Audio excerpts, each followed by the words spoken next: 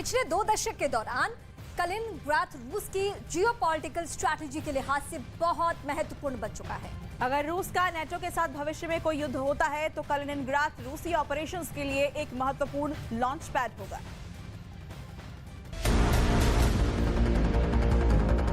आइए अब आपको रूस के इस नए फ्लैंकर की खासियतों के बारे में बताते हैं। Su-30 SM-2 एक मल्टी रोल फाइटर जेट है। ये 2120 किलोमीटर प्रति घंटे की रफ्तार से उड़ान भर सकता है। इसकी कॉम्बैट रेंज 3000 किलोमीटर है। ये 30 mm की एक GSH-30 ऑटो कैनन गन से लैस है। Su-30 SM-2 में 12 हार्ड पॉइंट होते हैं। इसे air to air, air to surface, anti ship और एंटी रेडिएशन मिसाइलों से लैस किया जा सकता है। Su-30 SM-2 को कई तरह के गाइडेड और अनगाइडेड रॉकेट और बमों से भी लैस किया जा सकता है। रक्षा विशेषज्ञों का मानना है कि रूस का अपनी बाल्टिक सी फ्लीट को एक्टिव मोड पर लाना सीधे सीधे उन नेटो देशों के लिए खतरा है जो यूक्रेन को फाइटर जेट देने वाले हैं। और इस वक्त पुतिन की हिट लिस्ट में सबसे ऊपर जो 2 नाम हैं वो हैं पोलैंड और Slovakia.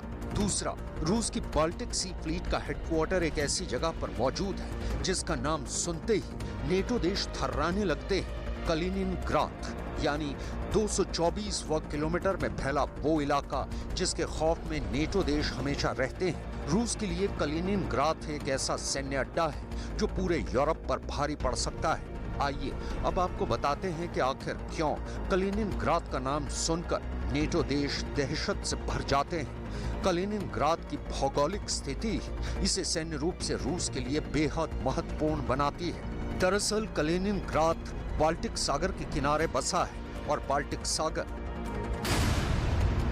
Denmark, Finland, Sweden, Germany, Poland, रूस, एस्टोनिया, लातविया और लिथुआनिया से घिरा है। और कलिनिंग्राड 2 नेटो देशों पोलैंड और लिथुआनिया के बीच का इलाका है। कलिनिंग्राड में रूस के 2 बड़े सैन्य बेस बाल्टिस्क और चकालोवस्क हैं। बाल्टिस्क में रूस का नेवल बेस है जबकि चकालोवस्क में उसका नेवल एयर बेस है। बाल्टिक सागर में बाल्टिस्क रूस का एकमात्र वार्म वाटर पोर्ट है, मतलब जो साल भर बर्फ से मुक्त रहता है। इसी वजह से ये रूस की नेवी के ऑपरेशन के लिए बहुत अहम है।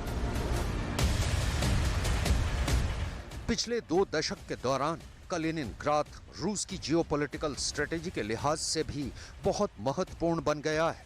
सिर्फ इतना ही नहीं, रूस इस जगह से बाल्टिक सागर में यूरोपीय और नेटो देशों की आवाजाही को पूरी तरह से भी रोक सकता है। अगर रूस और नेटो के बीच भविष्य में कोई युद्ध होता है तो कलिनिंग्राड रूसी ऑपरेशंस के लिए एक महत्वपूर्ण लॉन्च पैड होगा। दरअसल कलिनिंग्राड सुवाल्की गैप के पास स्थित होने की वजह से भी अहम है।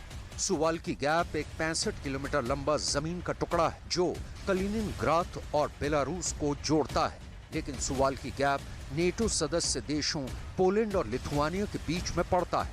अगर रूस सुवाल्की गैप पर कब्जा कर ले तो वो पोलैंड और तीनों बाल्टिक देशों यानी लिथुआनिया, एस्टोनिया और लातविया का नेटो के बाकी देशों से संपर्क काट सकता है। इसलिए रूसी सेना कलिनिंग्राड में अपनी सैन्य शक्ति को तेजी से बढ़ा चुकी है। globalsecurity.org के मुताबिक रूस ने कलिनिंग्राड में करीब 1 से 2 लाख सैनिक तैनात कर रखे हैं। 2016 में रूस कलिनिंग्राड में इस्कंदर मिसाइल सिस्टम तैनात कर चुका है। इस्कंदर मिसाइल की रेंज 500 किलोमीटर है। रूस कलिनिंग्राड से पोलैंड, जर्मनी, यूक्रेन समेत मध्य और उत्तरी यूरोप के नेटो देशों को आसानी से निशाना बना सकता है।